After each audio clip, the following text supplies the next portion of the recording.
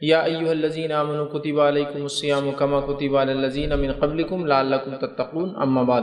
تمام تعریفیں اس اللہ عز و جل کے لائق و زیبا ہے جو تمام جہانوں کا بنانے والا اور اسے پالنے والا ہے، اور درود و سلام اس کے آخری نبی محمد صلی اللہ علیہ وسلم پر۔ الحمدللہ ہم تمام یہاں اس ہفتے واری درس قرآن کے لیے جمع ہوئے انشاءاللہ عزیز۔ میں آج اس درس میں ہم سے قریب جو مہینہ بس آ چکا ہے، جس کو ہم رمضان کے مہینے سے جانتے ہیں، اس مہینے کے تعلق سے کچھ باتیں یا چند باتیں رکھنے کی کوشش کروں گا۔ ویسے تو رمضان کا مہینہ میں سمجھتا ہوں اس کی اہمیت اور اس کی فضیلت کیا ہے ہم سبھی جانتے ہیں، اور اس مہینے کی آمد پر ہی جو ہے انسانی سماج، جو مسلم خاص طور سے مسلم سماج ہے، اس کے حرکات اور سکنات اور اعمال میں تبدیلیاں بہرحال نظر آتی ہیں، اور لوگ عبادت کے لیے اور اسی کے ساتھ ساتھ مال اللہ کی راہ میں خرچ کرنے کے لیے اپنے آپ کو تیار کرتے ہیں اس مہینے کے اندر، اور کیوں نہ ہو، یہ مہینہ ہے ہی اسی خصوصیت کا حامل۔ بہت سارے علماء یہ لکھتے ہیں کہ اس مہینے کا جو نام رمضان ہے وہ جو عربی کا لفظ رمضان سے آتا ہے، جس کا معنی ہوتا ہے ختم کر دینا یا مٹا دینا۔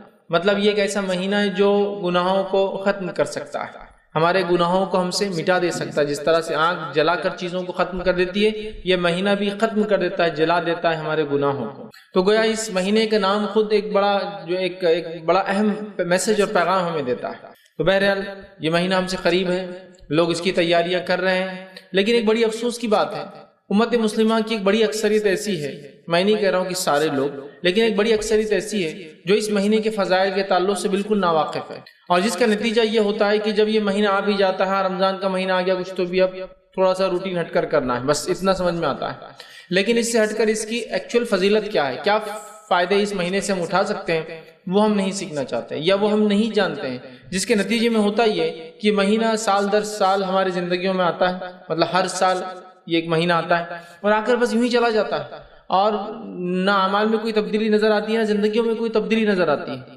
آپ اندازہ لگائیے، جو لوگ کارپوریٹ لیول پر یا بڑے بڑے کمپنیوں میں کام کرتے ہیں، میں ایک مثال دیتا ہوں، یا اسکولز میں کام کرتے ہیں، کالجز میں کام کرتے ہیں، ایسی جگہ کام کرتے ہیں جہاں ان کو اپڈیٹ کرنا پڑتا ہے اپنے آپ، تو ہوتا یہ ہے کہ وہ کمپنی، وہ کالج، وہ اسکول ان کے لیے کچھ کورسز رکھتی ہے نا، یا کچھ ٹریننگ پروگرامز رکھتی ہے، یا کچھ اپڈیشن پروگرامز رکھتی ہے۔ نتیجہ یہ ہوتا ہے کہ ایک مثال کے طور پر کمپنی کے اندر ایک نیا سسٹم آیا، وہ سسٹم کو سکھانے کے لیے 3 دن کا کوئی پروگرام کمپنی نے رکھ دیا، میٹنگ ہوتی ہے، سارے لوگ جمع ہوتے ہیں، اور کمپنی نے جو اپنے سسٹم کو اپڈیٹ کیا، وہ اپڈیٹ آپ کو سکھائے جاتے ہیں۔ وہ 3 دن لوگ آتے ہیں، اس اپڈیٹ کو سیکھتے ہیں، اس کا نتیجہ ہوتا ہے کہ اب اس کے بعد اس سسٹم کو وہ ختم ہونے تک، اگلے سسٹم کے آنے تک چلانا سیکھ لیتے ہیں۔ مثال کے طور پر آج سمجھ لیجیے ایک نیا سسٹم اپڈیٹ ہوا، 3 دن کی ٹریننگ دی گئی، اس کے بعد یہ سسٹم 2 سال 3 سال 4 سال 5 سال جب تک وہ سسٹم، وہ آپریٹنگ سسٹم، وہ چیز اس کمپنی میں رہیں گی، تب تک کے لیے وہ آدمی اپڈیٹ ہو گیا۔ تو 3 دن کے پروگرام نے یہ تبدیلی لائی اس امپلائی کے اندر، اس کام کرنے والے کے اندر، کہ وہ پرماننٹلی اپڈیٹ ہو گیا اس سسٹم کے بارے میں، اس کے ختم ہونے تک، مطلب اگلے نئے سسٹم آنے تک۔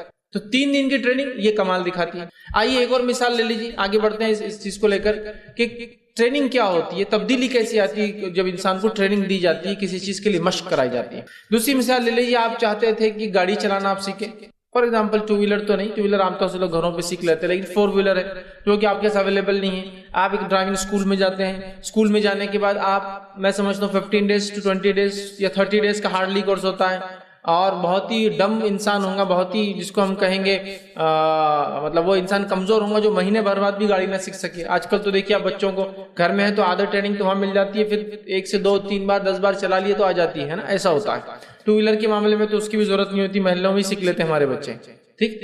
تو آپ دیکھیے، تو 1 منتھ کی ٹریننگ ہوئی، اس کے بعد ماشاءاللہ آپ نے کار چلانا سیکھی۔ اب جب تک آپ اپنے عقل اور ہوش اور حواس میں ہیں، گاڑی چلانا آپ نہیں بولتے ہیں۔ اب جب تک آپ اپنے عقل میں اور ہوش اور حواس میں ہیں، سینسز آپ کے باقی ہے، آپ گاڑی چلانا نہیں بولتے۔ تو 1 مہینے کی ٹریننگ نے یہ تبدیلی لائی کہ زندگی بھر کے لیے لائف ٹائم آپ نے گاڑی چلانا سیکھ لی، ٹریننگ مشق کرائیں گے۔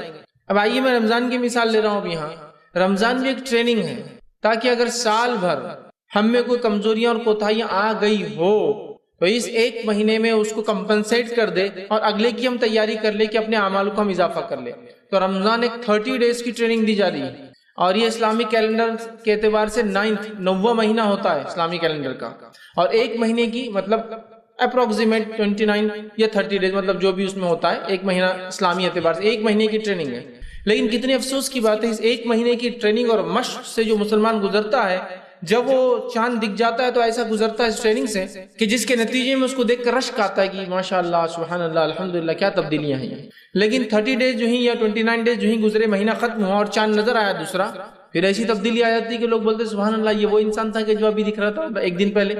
آپ سمجھ رہے بات کو میں جو بتانا چاہ رہا ہوں کہ 3 دن کی اور 30 دن کی ٹریننگز ایک انسان پر ایک سسٹم کے ختم ہونے تک اور ایک انسان پہ اس کی زندگی ختم ہونے تک سکھا دے رہی ہے، اس کو ہمیشہ کے لیے اس کا عادی بنا دے رہی ہے. تو کیوں یہ 30 ڈیز کی ٹریننگ یا ایک 1 منتھ کی ہماری اسلامک ٹریننگ جو ہم کو رمضان میں ملی، وہ ٹریننگ کا اثر ایک دن میں کیسے ختم ہو جاتا ہے؟ یہ تعجب اور امیزنگ چیز ہے. 3 دن کی ٹریننگ سسٹم کے ختم ہونے تک آپ کو اپڈیٹ کر رہی ہے. 30 دن کی ٹریننگ زندگی بھر کے لیے آپ کو گاڑی چلانا سکھا دے رہی ہے. ٹیچرز جو ہوتے ہیں اسکول کالجز کے اندر ان کو 2-2 3-3 دن کے ان کے ٹریننگ پروگرامز ہوتے ہیں، وہ ان کی زندگی کو چینج کر دیتے ہیں. تو سوال یہ 30 ڈیز کا ایک پروگرام جو اللہ رب العزت نے بائی ڈیفالٹ امت مسلمہ کو ہمیشہ کے لیے دے دیا، وہ پروگرام کو اتنا ہم لائٹلی کیسا لے رہے ہیں، اتنا آسان کیسے لے رہے ہیں کہ 30 دن ہم مسلسل ماشاءاللہ نمازوں کی پابندی کر رہے ہیں، زکوٰۃ اور صدقات کی ہم پابندی کر رہے ہیں، اور تمام وہ اعمال جس سے اللہ راضی ہوتا وہ کر رہے ہیں، اور 30 دن گزرنے کے بعد کایا ایسی پلٹ جاتی ہے، زندگی ایسی تبدیل ہو جاتی ہے کہ کچھ ہوا ہی نہیں تھا، کچھ ہوا ہی نہیں تھا.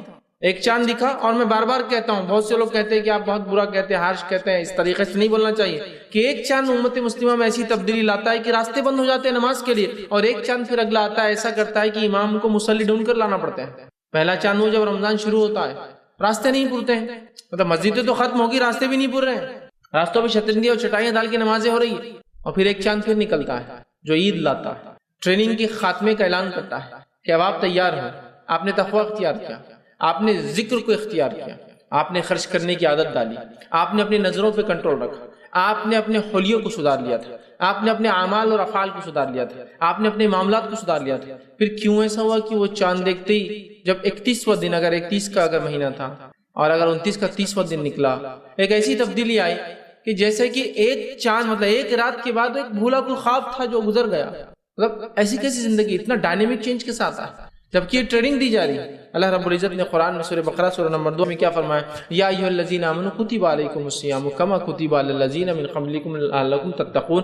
اے لوگو، اے وہ لوگو جو ایمان لائے ہو، تم پر روزے فرض کیے گئے، تم پر روزے فرض کیے گئے، کتب علیکم الصیام کما کتب علی الذین من قبلکم. اور یہ کوئی نئی بات نہیں، صرف تم ہی نہیں ہو جن پر روزے فرض کیے گئے، تم سے پہلے کے لوگوں پر بھی ہم نے روزے فرض کیے تھے. کیوں؟ لعلکم تتقون، تاکہ تم اللہ کا ڈر اختیار کرو. تو روزوں کا مقصد ہے ٹریننگ دینا. کس چیز کی ٹریننگ دینا؟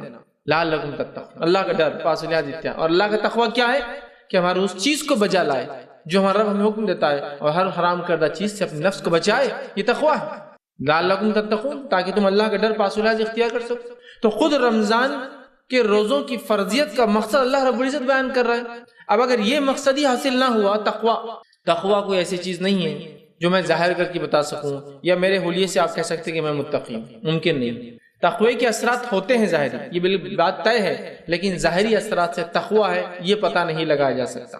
اسی وجہ سے نبی اکرم صلی اللہ علیہ وسلم کی موجودگی میں منافقین بھی تھے. آپ کو بذریعہ وہی بتایا گیا یہ منافق ہے، سمجھ آپ، اس لیے کہ وہ بھی سارے صحابہ کے جیسا وہ سب کرتے تھے جو صحابہ کرتے تھے، لیکن ان کی کچھ علامتیں، کچھ نشانیاں بتائی گئی. جو کرتے تو ہے لیکن سستی سے کرتے ہیں، کرتے تو ہے دل نہیں ہوتا ہے اس میں، نماز پڑھے سستی سے پڑھ رہے، نماز پڑھے دل نہیں ہے اس کے.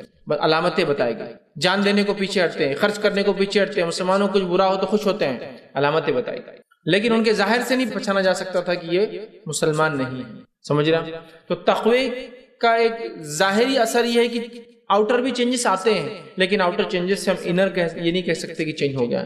تقویٰ دل کی کیفیت ہے. تو رمضان کا مقصد ہے دل کی دنیا بدل دینا، لعلکم تتقون، دل کی دنیا چینج. اس لیے کہ نبی اکرم صلی اللہ علیہ وسلم نے ایک روایت میں کہا التقویٰ ہا ہونا، التقویٰ ہا ہونا، التقویٰ ہا ہونا. تقویٰ یہاں ہے، دل میں ہوتا ہے. لیکن میں یہ ہرگز نہیں کہہ رہا ہوں کہ اب آپ سب کام دل کا شروع کر دیا، بہت سارے لوگ کرتے، پردہ دل کا، ذکر دل کا، ہر چیز دل کی چل رہی ہے ان کے، نہیں. لیکن تقویٰ یقیناً یہاں ہے، دل میں، وہ دل کی دنیا بدل جاتی ہے. تو رمضان ہمارے دل کی دنیا کو کیا کرے؟ تبدیل کر دے. لیکن کتنی افسوس کی بات ہے، رمضان آ رہا ہے، رمضان قریب ہے، صحابہ کی تیاریاں چل رہی ہیں، رمضان آ رہا ہے. کچھ صحابہ کو اتنا شوق تھا کہ شعبان میں بھی روزے رکھنا شروع کر دیتے تھے. نبی اکرم صلی اللہ علیہ وسلم روکتے تھے آخری وقت میں کہ مت رکھا کرو، کہ ایسا نہ ہو رمضان کے روزوں میں کمزور پڑ جاؤ. کچھ صحابہ کو رمضان کی تیاری شعبان سے شروع کر دیتے، تو نبی اکرم صلی اللہ علیہ وسلم نصف شعبان کے بعد روزے رکھنے سے منع کرتے تھے کہ مت رکھا کرو، ورنہ کیا ہو جائے گا؟ کمزوری آ جائیں گی. وہ ٹریننگ لے رہے ہیں کہ رمضان آ رہے ہیں، ہمیں روزے رکھنا ہے، تیار ہو رہے ہیں. عمر بن خطاب روکتے تھے رضی اللہ عنہ اس لیے کہ تم کمزور نہ پڑ جاؤ، رمضان نہ چھوٹ جائے کوئی تم سے. اتنی جس کو کہیں گے ہمارے اسلاف میں جوش اور جذبہ تھا رمضان آنے سے پہلے. آج رمضان ہم پر بھی آتا ہے، ہر سال آتا ہے، لیکن ہم میں کیا جوش و جذبہ آتا ہے؟ کیا جوش و جذبہ آتا ہے رمضان آنے سے؟ بتائیے. رمضان آ گیا تو جو خیالات میرے اور آپ کے ذہن میں چل رہے ہیں نا، اللہ معاف کرے ہم کو، وہ کیا ہے معلوم؟ گھر کا رنگ بہت پرانا ہو گیا، رمضان آ گیا ہے نا. تکیے اور اس کے غلاف کتنے میلے اور پرانے ہو گئے، چینج کرنا ہے. رمضان آ گئے، رمضان آ گئے، چنے کی دال پسا کے رکھنا ہے، اس لیے کہ ابھی اس سے بہت ساری چیزیں جو بننے والی ہے بیسن کے ذریعے، وہ سب تیاری ہے. رمضان آ گئے تو اب مغزیات، اب چونکہ رمضان کے بعد اینڈ ریزلٹ کی تیاری ابھی کرنا ہے نا، مطلب عید کی تیاری. تو سیویاں کہاں سے لی جائیں گی، پلاننگ چل رہی ہے، ڈسکشنز ہو رہے ہیں، اس کے لیے کانفرنسز رکھی جا رہی ہے، گھر میں عورتیں جمع ہو رہی ہے، فون پر باتیں کر رہی ہیں کہ کیا کرنا ہے، کہاں سے خریدنا ہے، یہ سب ہے. رمضان میں پھل اور فروٹ ہم کہاں سے لائیں گے، ہے نا. رمضان میں کھانے کی جو ٹائمنگ چینج ہوں گے تو ہماری غذائیات، کیلریز جو لوگ کانشیس ہوتے ہیں کہ 2000 انٹیک ہونا چاہیے تو کیسے لی جائے، پوری پلاننگ ہو رہی ہے کہ مغرب کے بعد اتنا، عشاء کے بعد اتنا، رات میں سونے سے پہلے اتنا، رات میں پھر نیند میں اٹھ کے ایک بار اتنا، اور پھر سحر میں اتنا لیں گے. تب وہ جو دن بھر میں لیتے ہیں انٹیک وہ رات میں بھی کمپلیٹ کرنا ہے. یہ ساری پلاننگ چل رہی ہے. پھر عید کے کپڑوں کے لیے extra job, extra work, over time لوگ کر رہے ہیں، کیونکہ عید کے لیے کپڑے ضروری ہے، چونکہ وہ تو واجب ہے نا کپڑے پہننا عید کے دن، اچھے اور نئے بالکل. باقی ساری چیزیں تو نہیں ہیں، نماز ہو ٹھیک ہے، رمضان کیسے گزرے، تقویٰ آیا نہیں آیا، لیکن کپڑے تو کم از کم، دل کی دنیا چینج مت ہو، باہری دنیا تو چینج ہونا چاہیے رمضان کی عید کے دن. یہ ہم لوگوں کی بالکل باٹم لائن بات کر رہا ہوں، تیاری ہوتی. ہو سکتا ہے ویسٹرن کلچر میں بیسن کا تصور نہیں ہے تو وہ کچھ اور کرتے ہوں گے، وہ اپنے طور سے ڈیفائن کر لے کیا ہے، لیکن یہ ساری ہے ہماری تیاریاں رمضان. اور اسلاف صحابہ تابعین رمضان آ رہے ہیں، ایکسٹرا روزے رکھ رہے ہیں، پہلے سے تیاری. رمضان آنے والے ہیں، زکوٰۃ اور صدقات کی تیاری. رمضان آنے والے ہیں تو اللہ کے ذکر میں اضافہ کیسا کیا، تیاری. رمضان آنے والے ہیں تو راتوں کی نماز کا اہتمام کیسا ہوگا، اس کی تیاری ہے. یہ ساری ان کی تیاریاں ہیں. تلاوت قرآن کا اضافہ کیسے ہو، آلریڈی وہ لوگ کچھ صحابہ کا حال یہ ہے کہ جلدی قرآن ختم کر دے رہے ہیں. نبی اکرم صلی اللہ علیہ وسلم کہہ رہے ہیں نہیں، کم از کم 3 دن میں کرو، فل اسٹاپ لگا رہے ہیں. مطلب اتنا جوش، یعنی کم از کم 3 دن، اگر 3 دن سے کم میں کسی نے ختم کیا تو اس نے قرآن کا حق نہیں ادا کیا. پھر صحابہ مطلب وہ اس سے کم میں کر رہے تھے تو اس کو بڑھایا گیا، لمٹ کو ایکسٹینڈ کیا گیا. نہیں اتنے کم میں نہیں کرنا چاہیے. اندازہ لگائیے کیا جوش تھا. مطلب یہ جوش تھا کہ قرآن ہی، کچھ کی حالت یہ کہ قرآن کے علاوہ بات نہیں کرتے ہیں، مطلب یہ اسلاف کی حالت ہے. تو قرآن کی تلاوت ہو رہی ہے، ذکر و اذکار کا اہتمام ہو رہا ہے، خرچ کرنے کا اہتمام ہو رہا ہے. اپنے کام کو کم کیسے کیا جائے اس کی پلاننگ چل رہی ہے کہ اب کم کرنا، اس لیے کیا آ رہا ہے، رمضان آ رہا ہے. ہو سکتا ہے اگلا رمضان سمپلی نہ ملے، بالکل ایک دم سیدھی بات ہے، ہو سکتا نہ ملے. تو وہ پوری تیاریاں کر رہے ہیں. اور ہمارا حال کیا ہے، اللہ ہم پہ رحم کرے، آ رہے ہیں رمضان اور جا رہے ہیں. 30 دن ہم گزار لے رہے ہیں جیسے تیسے، اور 30 دن کی خاتمے میں شکر بھی ادا ہو رہا ہے، بس نئے کپڑے بن گئے بچوں کو، اللہ تیرا شکر، بس یہی تھا ہمارا شکریہ. مطلب ایک اگر میں گھر میں باپ ہوں، کمانے والا ہوں، تو میرے لیے سب سے بڑی چیز جو رمضان میں ہو گئی اور وہ سکسیسفل منتھ تھا، بس اللہ تو نے بچوں کو کپڑے دلا دیا، یہ ہوگا، عید اچھی سے ہوگی، شرخرما اچھے سے بن گیا، سیوئیاں اچھا بن گئی، میٹھا اچھا ہو گیا، سب میں نام ہو گیا، گھر کو کلر وغیرہ ہو گیا، ماشاءاللہ، بس یہ میرا رمضان ہو گیا. اگلا رمضان پھر تبدیلی لائیں گا، دل کی دنیا میں نہیں، باہری دنیا کو تبدیل کریں گا، گھر کو تبدیل کریں گا، گھر کے غلافوں کو تبدیل کریں گا، پردے تبدیل ہوں گے، پھر وہ تبدیل نہیں. ایکچولی ہوا کیا معلوم آپ کو، جس مقصد کے تحت یہ مہینہ دیا گیا تھا وہ ہم نے چھوڑ دیا، ہم اس کو بھول گئے. اور اس مہینے کی کیا فضیلت ہے، اللہ رب العزت نے اس مہینے کے اندر جو ہے ہم لوگوں کو روزے کا حکم دیا، جو کہ ایک فرض عبادت. اور صحابہ اس کے لیے اتنے جوش میں ہوتے تھے اور ایسی تیاری کرتے تھے کہ شعبان سے شروع ہو جاتے تھے. ٹریننگ ہونا چاہیے نا، کیونکہ رمضان آ رہا ہے، پہلے سے عادت ہو انسانی جسم کو، سمجھ رہے ہیں بات. شعبان میں روزے رکھ رہے ہیں. نبی اکرم صلی اللہ علیہ وسلم بھی شعبان میں کثرت سے روزے رکھتے تھے، اور حدیث میں آتا ہے آپ نے سب سے زیادہ روزے رمضان کے بعد اسی مہینے میں رکھے، بہت رکھتے تھے. کبھی تو ایسا ہوتا تھا کہ آپ ڈر لگتا تھا کہ شعبان رمضان ملا دیں گے ایک ساتھ، لیکن آپ پھر آخر دن گیپ دیتے تھے تاکہ صحابہ کو کلیئر ہو جائے یہ شعبان تھا اور اب رمضان ہے.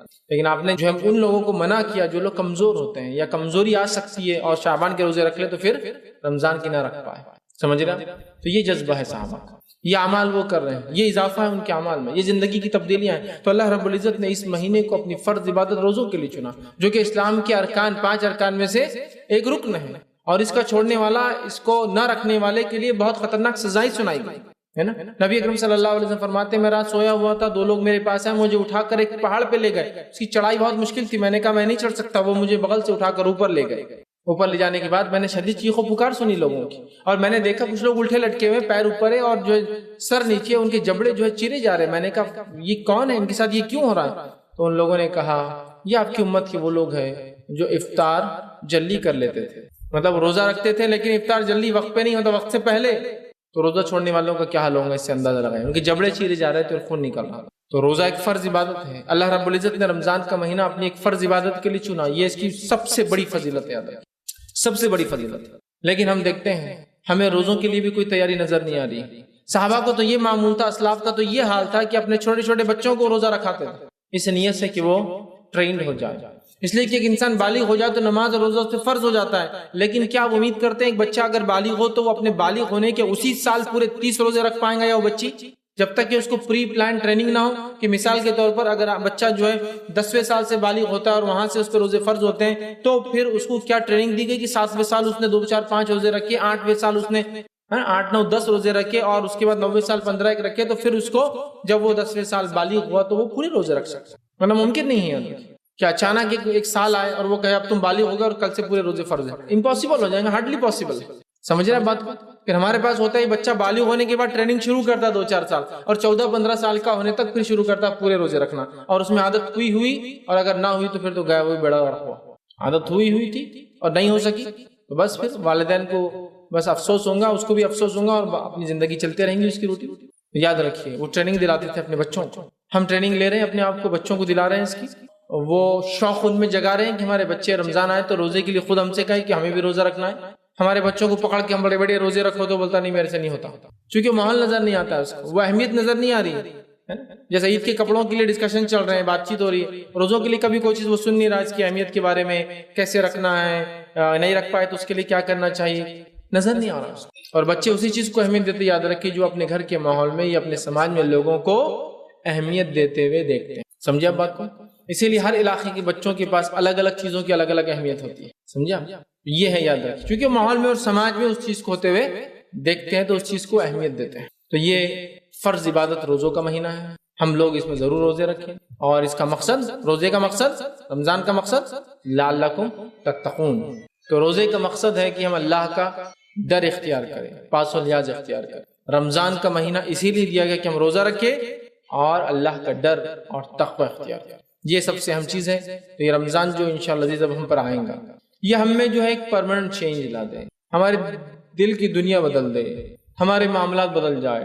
ذکر و اذکار کا جو ہے ہم نے رمضان میں کیا وہ بعد رمضان بھی باقی رہے، تلاوت قرآن جو رمضان میں کی غیر رمضان بھی کنٹینیو سلسلہ چلتے رہے، روزوں کی جو عادت رمضان میں ڈالی بعد رمضان بھی شوال کے 6 اور اس کے علاوہ بھی منڈے اور تھرسڈے جو جمعرات کے روزے کے مادی بن جائے، ایام 20 جو ہے چاند کی جو ہے 13 14 اور 15 کی ہم روزے رکھنے والے بن جائیں۔ اس کے علاوہ وہ تمام روزے جو نبی اکرم صلی اللہ علیہ وسلم نے رکھے یا رکھنے کا حکم دیا وہ تمام ہم کریں، اور اس سے بھی ہٹ کر ہم نفلی روزے رکھے، اس لیے کہ ایک صحابی کو دیکھا گیا کہ وہ جو ہمیشہ روزہ رکھتے، میکسیمم ٹائم روزہ رکھتے تھے۔ کسی نے آگے کہا اللہ کے رسول کچھ لوگ روز ہی روزہ رکھ رہے ہیں، تو نبی اکرم صلی اللہ علیہ وسلم فرمایا سب سے بہترین روزہ داؤد علیہ السلام کا روزہ ہے، وہ ایک دن روزہ رکھتے اور ایک دن افطار کرتے، الٹرنیٹ ڈے روزہ رکھتے تھے داؤد علیہ السلام، ایک دن رکھتے ایک دن نہیں رکھتے۔ تو جب وہ صحابہ تک خبر پہنچی تو انہوں نے پھر ایک دن رکھنا شروع کیا اور ایک دن چھوڑنا، ورنہ پورا ہی رکھ رہے تھے کنٹینیوس۔ تو یہ شغف، یہ دھن اور یہ جذبہ جاگ گیا تھا، لیکن بڑی افسوس کی بات ہے یہ چینجز ہم میں نہیں آ رہے۔ اور رمضان ایک ایسا اہم مہینہ ہے کہ نبی اکرم صلی اللہ علیہ وسلم کے ساتھ ایک خاتون نے ارادہ کیا کہ وہ جو حج کے لیے جائیں گے لیکن نہ جا پائی کسی وجہ سے، چونکہ سواری کی کمی تھی۔ نبی اکرم صلی اللہ علیہ وسلم دریافت کیا تم آ رہی ہو حج کو؟ تو کہا نہیں میں نہیں آ سکتی ہوں، اس لیے کہ اونٹ 2 ہی ہے، ایک کھیتی باڑی کے لیے ایک پانی کے لیے لگتا ہے، تو میں اگر سفر پہ آ جاؤں گی آپ کے ساتھ حج کے یا چلوں گی تو پھر اونٹ کو مطلب سواری کا کیا ہوں گا، گھر بار کیسے چلیں گا؟ تو نبی اکرم صلی اللہ علیہ وسلم فرمایا تو پھر تم رمضان میں عمرہ کر لینا، اس لیے کہ رمضان میں کیا گیا عمرے کا ثواب حج کے برابر ہے۔ دیکھیے کتنا افضل مہینہ ہے کہ اس مہینے کی گیا ایک نفلی عمل عمرہ، یہ حج اصغر ہے، چھوٹا حج، اور حج اکبر ہوتا ہے، تو یہ بھی کیا گیا حج اصغر عمرہ حج کے حج اکبر کے برابر ثواب، لیکن اس سے حج ساقط آپ سے ہٹ نہیں جائیں گا، وہ اپنی جگہ باقی ہے، لیکن ثواب درجے کے اعتبار سے، اہمیت کے اعتبار سے، ریوارڈز جو ملنے والے ہیں وہ اس کے برابر ہیں۔ سمجھ رہے ہیں بات؟ تو آپ اندازہ لگائیے مہینے کی کیا فضیلت ہے کہ عمرہ جیسا عمل، تو جو عمرے کو جا سکتا ہے، اللہ نے مال دولت صلاحیت طاقت توانائی دی ہے، آج کل تو بہت زیادہ سہولتیں اور آسانیاں ہو چکی ہے سفر کی، میں سمجھتا ہوں، اور قیمتیں بھی جو بہت کم اس میں ہو جاتا ہے، الحمدللہ جو فائدہ اٹھا سکتا ہے فائدہ اٹھا لے، ہے نا؟ اس لیے کہ ہم نہیں جانتے کب زندگی کی حالت تبدیل ہو جائے، کب ہمارے ملک کی حالت تبدیل ہو جائے، کب وہ ملک کی حالت تبدیل ہو جائے جس کے اندر وہ چیز ہے۔ تو آج ساری سہولتیں ہیں، بینیفٹ اٹھا لیجیے، فائدہ لے لیجیے۔ ہو سکتا ہے کل سب کچھ ہو، صحت ساتھ نہ دے، سب کچھ صحیح ہو، مال ختم ہو جائے کہ اب جا نہیں سکتا ہوں، سمجھے نا؟ تو کرنا چاہیے حج کو جائے انسان، خیر حج کو نہیں جا سکتا ہے، حالات نہیں ہے یہ حج چونکہ کافی اس میں پیسہ لگتا ہے، تو عمرہ تو جا سکتا ہے، عمرہ کرے کم از کم رمضان میں۔ اسی طرح جو ہے کوشش کرنا چاہیے کہ رمضان کے مہینے میں اعمال صالحہ میں اضافہ کریں۔ اب جو بھی آپ کرتے ہیں نیک اعمال میں اضافہ، کیا کیا نیکیاں ہو سکتی ہے اس کی کوئی فہرست نہیں بنائی جا سکتی، ظاہر سی بات ہے۔ تو اعمال صالح کے اندر اضافہ کرے، یاد رکھیے، بالخصوص ذکر و اذکار کا اہتمام کریں اعمال صالح میں، بالخصوص نمازوں میں اضافہ کریں، مطلب فرض کے علاوہ، بالخصوص قیام اللیل کا ہم اہتمام کریں، ہے نا؟ اعمال صالح میں بالخصوص زکوٰۃ تو اگر آپ رمضان میں دیتے ہیں ٹھیک ہے، لیکن اس کے علاوہ صدقات میں اضافہ کریں، ہے نا؟ بالخصوص آپ صلہ رحمی میں جو ہے اضافہ کریں، یہ مہینہ ہے صلہ رحمی کا کہ ہم لوگوں کو افطار یا ہمارے غریب رشتہ داروں کو افطار اور سحر کا نظم کرائیں، ہے نا؟ یہ ساری چیزیں بہرحال اگر ہم پلان کریں تو سب کچھ ہو سکتا ہے، یاد رکھیں۔ ہم لوگ سوچتے نہیں، یاد رکھیں، اگر ہم سوچیں گے نا سب کچھ ہو سکتا ہے، اور جب ہم نہیں سوچتے ہیں نا تو کچھ بھی نہیں ہو سکتا، یاد رکھیں۔ جب ہم سوچ لیں یہ نہیں ہو سکتا تو نہیں ہو سکتا، سب سے پہلے اپنے ذہن کو بدلیے یہ ہو سکتا ہے، تو یہ سب کچھ ہو سکتا ہے، یاد رکھیں۔ تو اللہ تعالیٰ پھر مدد کریں گا نا۔ جب آپ سوچ کے بیٹھ کے کچھ نہیں ہو سکتا تو پھر آتی ہوئی بھی اللہ کی مدد آپ کو نظر نہیں آتی، کرنے کا جذبہ رکھیں، سب کچھ ہو سکتا ہے، یاد رکھیں۔ آپ بولیں گے یار میں خود برڈن میں ہوں، مصیبت میں ہوں، دوسروں کو کیا کھلاؤں گا؟ صحابہ کی آپ زندگی دیکھیں، دوسروں کو کھلاتے تھے تو اللہ اتنا دیتا تھا جس کی کوئی انتہا نہیں۔ ہم لوگ کیا سمجھتے ہیں جمع کرنے سے چیز بڑھتی ہے، یاد رکھیے چیز خرچ کرنے سے بڑھتی ہے، یہ پریکٹیکل اصول ہے۔ معلوم آپ نے کار لی اور کبھی نہیں چلاتے اس کو، بہت دن چلتی، کیوں کار 15 سال کے بدلے اس کی لائف 30 ایئرس ہو جاتی ہے۔ آپ کو معلوم سال بھر بعد وہ کھڑی گاڑی اس کے ٹائر بھی خراب ہو جائیں گے اور پھینکنے کے لائق ہو جائے گا، لیکن چلتی ہوئی گاڑیاں 15 سال کے بعد بھی مینٹین رہتی ہے، اور آپ بولتے ہیں اس کو ری پاسنگ کرانا پڑے گا۔ 15 ایئر جنرلی انڈیا میں 2 ویلرز 4 ویلرز کی لائف مانی جاتی ہے، ٹھیک ہے؟ ویسٹرن کنٹریز میں وہ کم ہوتی ہے، 7 سال 5 سال ہوتی ہے، بہرحال تو 15 سال تو آپ چل رہا تو چلتی ہوئی چیز بڑھتی ہے، یاد رکھیے فائدہ دیتی ہے، اس بات کو آپ نوٹ کر لیں۔ تو آپ جب خرچ کریں گے تو آپ کے ساتھ آتا بھی، ہم سمجھتے نہیں جمع کرنے سے آتا نہیں، خرچ کرنے سے آتا۔ صحابہ کی زندگی اس کی جیتی جاگتی مثال۔ تو اعمال صالحہ، نیک اعمال جو بھی آپ کرتے ہیں رمضان میں اس میں کیا کیجئے، اضافہ کیجئے، تاکہ جب آپ ایک لمٹ تک جا کر آئیں گے تو غیر رمضان ایک سرٹن لمٹ تک پھر پہنچ جائیں گے۔ ایک انسان سمجھ لیجئے 1 مہینہ مشقت کر کے 100 تک جا رہا ہے کسی کام میں، تو غیر رمضان کم از کم امید ہے 50 تو پہنچے گا، تو اس میں خوب اضافہ کیجئے اعمال صالحہ میں۔ اسی طرح صدقات کا خاص طور سے اس مہینے میں اہتمام کریں، نبی اکرم صلی اللہ علیہ وسلم اس مہینے میں خاص طور سے صدقات کا اہتمام کرتے ہیں، اسپیشلی صدقات مطلب نفلی مال خرچ کرنا۔ زکوٰۃ یہ فرض ہے، صدقات نفلی مال خرچ میں، چونکہ نفلی مال خرچ کرنے فطرہ آتا ہے، صدقہ آتا ہے، سمجھ رہے ہیں، بہت ساری چیز میں اس میں انکلوڈ ہوتی ہے، تو لہٰذا نفلی مال خرچ کرنے کی عادت ڈالیے، صدقات کا خوب اہتمام کریں، اور صدقات مسکینوں کو تلاش کر کے دے۔ اور مسکین اور غریب کا فرق جو نبی اکرم صلی اللہ علیہ وسلم نے بتایا وہ یہ کہ غریب مانگ کر لے لیں گا جو سوال کریں گا، اور مسکین مانگتا نہیں ہے، تم کو اس کو پہچاننا پڑے گا، یہ فرق۔ غریب کیا کریں گا؟ سوال کریں گا، اور مجبوری میں سوال کرنا بھی جائز، حرام نہیں، مجبوری میں۔ غریب مانگیں گا آپ سے، مسکین مانگیں گا نہیں۔ اور غریب کو روپیہ 2 روپیے دینے سے اس کا کام چل جائے گا، مسکین کا کام اس سے نہیں چلتا ہے۔ مسکین آپ کا دوست بھی ہو سکتا ہے جو روز ساتھ رہتا ہے، لیکن اس کے گھر کی حالت یہ ہے کہ اس کی والدہ گلی گلی کام کرتی ہے، اس کی والد بیچارے چھوٹا موٹا کچھ کام کرتے، تو وہ مسکین ہے۔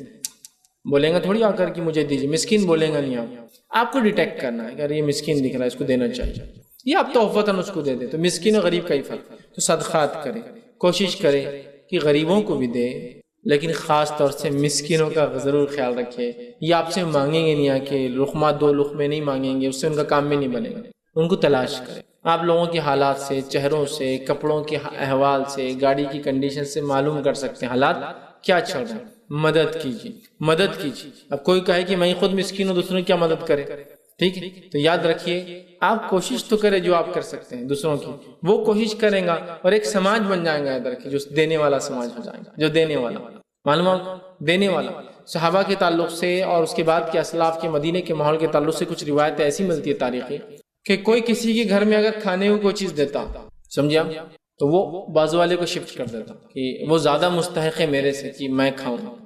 وہ اس کو شفٹ کرتا، حتیٰ کہ وہ چیز پورے محلے میں گھوم کر اس پہلے شخص کے پاس آتی جو اس کو جس نے اس کو دیا تھا، کیونکہ ہر فرد کیا بولا نہیں وہ میرے سے زیادہ مستحق ہے اس کو دے دو، تو وہ ٹرانسفر یہاں سے ہو رہی بازو والے گھر، بازو والا کیا بولا نہیں میرے سے زیادہ مستحق وہ بازو والا ہے، وہ وہاں سے ٹرانسفر اس کے گھر، ایسا پورا جا کر وہ چیز واپس اسی کے پاس آتی جو دے رہا ہے۔ ایک واقعہ آتا ہے کہ ایک شخص بغداد سے نکلا، اس کے والد نے نیت کی تھی کہ مدینے کے سب سے غریب انسان کو جا کر 10,000 درہم تم صدقہ کر دینا، 10,000 چاندی کے سکے صدقہ کر دینا۔ وہ شخص وہاں سے نکلے اور پہنچے مدینہ۔ جب مدینہ پہنچے تو مدینہ پہنچنے کے بعد ارادہ کیا کہ جو والد نے نیت کی تھی 10,000 دینار سب سے غریب انسان کو، کسی نے کہا وہاں غریب انسان کہاں ملے، کسی نے کہا وہاں ڈھونڈتے ڈھونڈتے پہنچ گئے۔ اب جو سب سے غریب گھر پہ گئے دستک دی اور کہا کہ میرے والد نے نیت کی تھی کہ مدینے کے سب سے غریب انسان کو 10,000 درہم میں دوں، تو آپ کے بارے میں پتا چلا آپ سب سے غریب ہیں، یہ لیجیے آپ کے لیے 10,000 درہم۔ تو کیا کیا انہوں نے؟ میں ہوتا تو کیا کرتا؟ یہ جنرس آفر میں جانے دیتا کبھی کوئی آگے 10,000 روپے مجھے دے رہا ہے، نہیں جانے دیتا۔ وہ کیا بولتا ہے معلوم شخص جس سے گھر پہنچے کہ آپ غلط گھر آ گئے، میرا پڑوسی میرے سے زیادہ غریب ہے تو لہٰذا وہ ڈیزرو کرتا، چونکہ آپ کی نیت تھی سب سے غریب انسان کو دینا۔ وہ شخص وہاں سے بازو والے کے پاس جاتے ہیں اور کہتے ہیں کہ یہ 10,000 درہم جو ہے آپ کے لیے ہے، اس لیے کہ میرے والد نے یہ نظر مانگی تھی۔ تو انہوں نے کہا کیا آپ میرے بازو والوں کے پاس گئے؟ اس لیے کہ آپ غلط جگہ آ گئے، میرے سے زیادہ غریب میرا پڑوسی ہے۔ تو انہوں نے کہا میں بازو گیا تھا، اور انہوں نے کہا کہ ان سے زیادہ غریب آپ۔ یہ شخص نے کہا اگر انہوں نے ایسا کہا تو ایک کام کیجیے، پھر ہم دونوں اس کا مطلب برابر ہے، کیونکہ وہ بول رہے ہیں میں ہوں اور میں بول رہا ہوں وہ ہے، تو دونوں برابر ہے، آپ تقسیم کیجئے 5,000 درہم دونوں میں تقسیم کر دیے گا، اس لیے کہ دونوں سب سے غریب تھے۔ اب وہ سماج دیکھیے آپ، صدقات اتنا کر رہے ہیں کہ لینے کے لیے کوئی تیار نہیں۔ ہر آدمی دینے کی جذبہ رکھتا ہے، جیسے آج ہم میں ہر آدمی لینے کا جذبہ رکھتا ہے نا، اس زمانے میں ہر آدمی دینے کا جذبہ رکھتا ہے۔ دینے کے جذبے کی وجہ سے اللہ نے برکتیں بھی اتنی دی تھی ان کی زندگیوں میں، یاد رکھیے، اور دینے کے جذبے کی بنیاد پر اللہ نے برکتیں بھی رکھی تھی زندگیوں میں۔ آج دینے کا جذبہ نہیں ہے تو زندگیوں کی برکتیں بھی ہماری چھینتی ہوئی ختم ہوتی ہوئی نظر آتی ہے۔ یاد رکھیے، آپ دیکھیے پہلے زمانے میں روپیے پیسے کی بڑی قلت اور کمی تھی، لیکن آپ زندگیوں کے اعتبار سے دیکھیں اور جو کام انہوں نے کیا بہت آگے تھا۔ ایک انسان ہے، ایک آدمی کماتا ہے ان دا سینس کیش، باقی سارے مشقت کرتے جو کیش نہیں ملتا ہے۔ کھیتی کا نہ جائے خود کھا لیا، کیش نہیں ملتا۔ ایک آدمی تھا جس کو کیش ملتا تھا، ملازمت کر رہا ہے، فلاں اس میں ہے، گورنمنٹ آفس میں ہے، نواب کے دربار میں ہے، ایسا تھا۔ ایک آدھ کو کیش آتا تھا، لیکن پورا خاندان اور پوری فیملی چل رہی ہے اس میں۔ آج حالت یہ ہے کہ سب کو کیش آ رہا ہے ہر طرف سے، لیکن حالت یہ ہے کہ سب کو آنے کے بعد بھی پڑتا کسی کو بھی نہیں ہے، چونکہ دینے کا مزاج نہیں ہے۔ تو فرق صدقات کا اہتمام نبی اکرم صلی اللہ علیہ وسلم صحابہ دیا کرتے تھے۔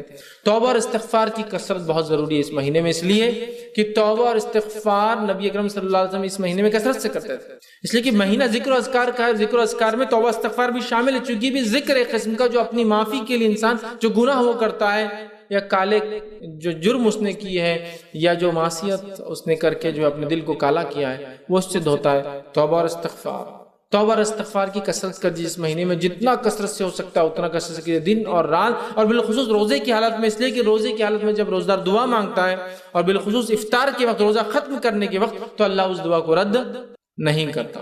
تو توبہ اور استغفار اپنے لیے، اور استغفار کے تعلق سے اہل سنت والجماعت کا صحابہ کا یہ عقیدہ تھا کہ استغفار میت کے لیے بھی زندہ کا قبول ہوتا ہے، اور یہ بات نبی اکرم صلی اللہ علیہ وسلم کی حدیث سے ثابت ہے۔ تو خود کے لیے کیجیے، جو گزر چکے ان کے لیے کیجیے کہ اللہ ان کے گناہوں کو معاف کر، ان کو بخش دے، ان کی مغفرت کر، یہ ہے ان کے لیے استغفار۔ اپنے لیے کیجیے استغفر اللہ، استغفر اللہ کوئی خاص وہ نہیں، اتنا پڑھنا کافی آپ کا استغفر اللہ۔ نبی اکرم صلی اللہ علیہ وسلم ہر نماز کے بعد جو ہے ایک بار اللہ اکبر اور 3 بار استغفر اللہ، بس اتنا ہی کہتے ہیں، استغفر اللہ اتنا کیجیے۔ 70 سے 100 مرتبہ آپ صلی اللہ علیہ وسلم کہتے ہیں، کرتے تھے، حدیث میں آتا ہے، روایت میں آتا ہے، ایک میں 70 اور ایک میں توبہ استغفار کے لفظ 100 مرتبہ آتے ہیں۔ تو کچھ علماء لکھتے ہیں چونکہ 100 مرتبہ یاد نہ تو ہر نماز کے بعد 5 بار پڑھ لے، 100 ہو جاتے ہیں شام تک، لیکن نماز کے بعد 20 بار استغفار پڑھنا سنت سے ثابت نہیں ہے۔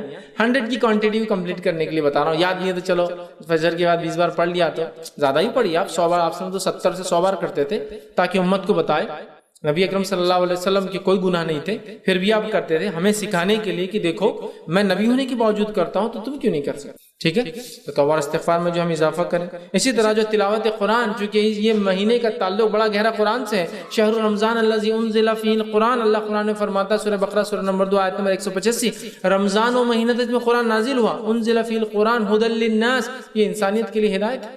تو قرآن کا مہینہ تو شہر رمضان شہر القرآن، رمضان کا مہینہ قرآن کا مہینہ ہے، ایسا بالکل دونوں چپکے ہوئے ایک دوسرے سے الگ نہیں ہو سکتے۔ رمضان کا مہینہ درحقیقت قرآن کا مہینہ ہے، قرآن کی تلاوت میں کثرت، نبی اکرم صلی اللہ علیہ وسلم اس مہینے کے اندر 2 بار قرآن جو ہے پڑھا کرتے تھے، مطلب ایک بار پڑھتے جبرائیل علیہ السلام کو سناتے اور ایک بار جبرائیل علیہ السلام آپ کو سناتے ایک دوسرے کو، اور آخری وقت آپ نے 2 بار پڑھ کر سنا جبرائیل علیہ السلام کو آخری قرآن، مطلب اس کے بعد اس سال آپ کا انتقال ہو گیا۔ کثرت سے قرآن رمضان کے مہینے میں، اور نبی اکرم صلی اللہ علیہ وسلم پورا قرآن جتنا آپ کو اترا ہوتا اتنا پورا ختم کرتے رمضان میں۔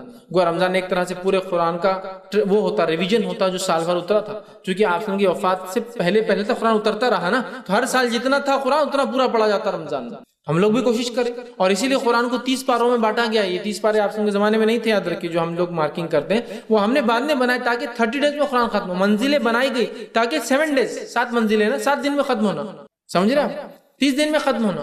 تو قرآن کو ختم کرنے کی ہم کوشش کریں، اور خود پڑھیں، نماز کی شکل میں بالکل ہو سکتا ہے، لیکن خود بھی پڑھنے کی کوشش کریں کہ لے کر مصحف جو ہے اس کو ریڈ کرے، اس کو پڑھے، اس لیے کہ قرآن کا اس مہینے سے گہرا تعلق ہے، اور اللہ رب العزت نے اسی مہینے کو شرف دیا اپنے 12 مہینوں میں سے کہ اس مہینے میں اس قرآن کو جو ہے وہ نازل کریں۔ اسی طرح اس مہینے کی بڑی فضیلت وہ ہے لیلۃ القدر، بڑی فضیلت ہے، یاد رکھیں اس میں لیلۃ القدر اتنی بڑی فضیلت ہے کہ ابن ماجہ کی روایت ہے، نبی اکرم صلی اللہ علیہ وسلم نے لوگوں کو جمع کیا، صحابہ کو رمضان سے کہا اب تم پر ایک ایسا مہینہ آنے والا ہے جس میں ایک رات ایسی آنے والی ہے جو اہمیت کے قدر اور منزلت اور اہمیت کے اور فضیلت کے اعتبار سے اتنی اہم ہے کہ 1000 مہینوں سے افضل ہے۔ جس نے اس رات کو پایا اس نے تمام خیر اچھائی کو حاصل کیا، اور جس نے اس رات کو چھوڑ دیا اس نے تمام خیر کو چھوڑ دیا، اور ایک بد نصیب اور بے نصیب سے یہ رات چھین لی جاتی ہے، وہ اس کو نہیں منا پاتا ہے، چھین لی جاتی ہے۔ قرآن نے اسی کی گواہی دی اور کہا سورہ قدر میں اِنَّا أَنزَلْنَاهُ فِي لَيْلَةِ الْقَدْرِ وَمَا أَدْرَاكَ مَا لَيْلَةُ الْقَدْرِ لَيْلَةُ الْقَدْرِ خَيْرٌ مِنَ أَلْفِ شَهْرٍ،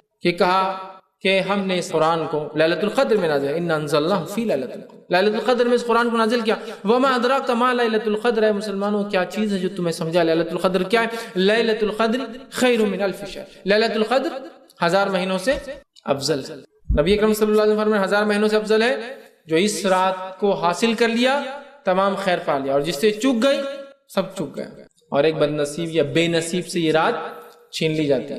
تو اب ہم بد نصیب ہے، بے نصیب ہے یا نصیب والے ہیں، طے کر لی، رمضان آ رہا ہے۔ اور یہ رات یاد رکھیے آخری عشرے کی طاق 5 آڈ نائٹس میں سے ایک ہے، طاق راتوں میں سے ایک ہے۔ تو یہ 21 رمضان بھی ہو سکتا ہے، 21 کی رات 23 بھی ہو سکتی ہے، 25 بھی ہو سکتی ہے، 27 بھی ہو سکتی ہے، اور 29 بھی ہو سکتی ہے۔ یقیناً 27 کے تعلق سے کچھ حدیثیں آتی ہیں کہ 27 ہے، 21 کے تعلق سے آتی ہے 21 ہے، 23 کے تعلق سے بھی آتی ہیں۔ تو پتہ یہ چلا 5 میں سے کوئی ایک ہے، ورنہ ہے کچھ روایت جس میں 27 کا لفظ ہے۔ تو علماء کہتے ہیں ایسی جو روایت ہے جس میں مخصوص ہے کہ 27 کو ایک صحابی کو آپ صلی اللہ علیہ وسلم کہا، مخصوص ہے کہ ایک رات نبی اکرم صلی اللہ علیہ وسلم نماز پڑھ رہے تھے، بارش بھی ہلکی ہلکی رات، مسجد نبوی جو ہے کھجور کے پتے تھے، پانی ٹپک رہا تھا، اور جہاں سے نبی اکرم صلی اللہ علیہ وسلم نے سجدہ کیا وہاں وہ مٹی پہ پانی گرا ہوا تھا۔